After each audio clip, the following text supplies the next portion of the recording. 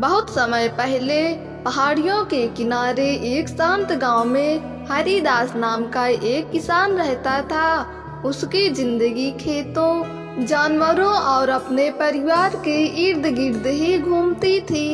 सब कुछ सामान्य चल रहा था जब तक वो पहली रात नहीं आई। उस रात हरिदास की गाय अचानक लापता हो गई।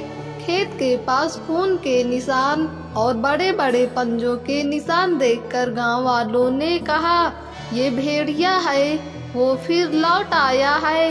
हरिदास ने बात को मजाक समझा, लेकिन अगली रात उसकी दूसरी गाय भी गायब हो गई। अब डर ने घर कर लिया था।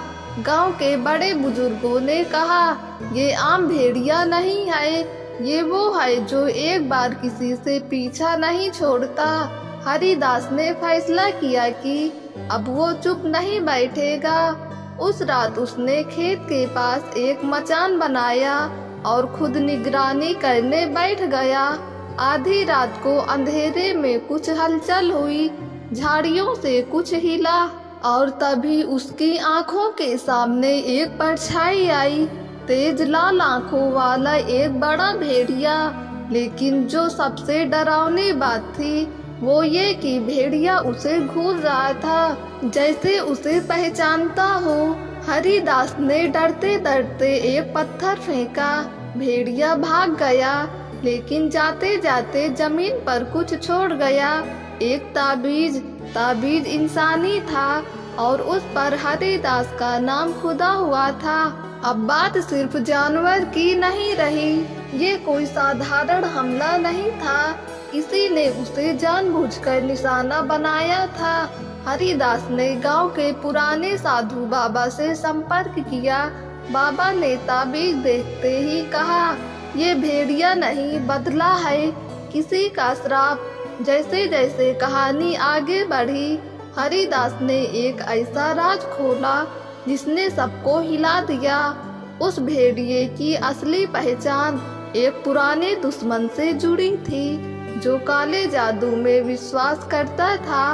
उसने मरते समय एक वचन दिया था, मैं लौटूंगा और तेरा सब कुछ छीन लूंगा, और अब वो लौट चुका था।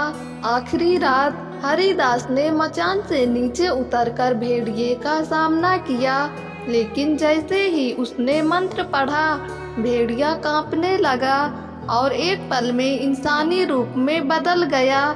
वो उसका पुराना दुश्मन रघु था, जिसे सबने मरा समझा था। रघु ने कहा, मैं तुझे खोखला देखना चाहता था, लेकिन तू अब भी लड़ रहा है।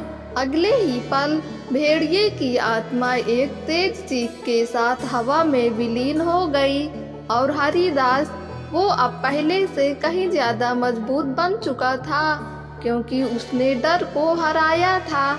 दोस्तों, अगर आपको ये कहानी पसंद आई हो तो हमारे YouTube चैनल को सब्सक्राइब करके बेल आइकन को क्लिक कर दें, ताकि वीडियो का नोटिफिकेशन सबसे पहले आप तक पहुँचे।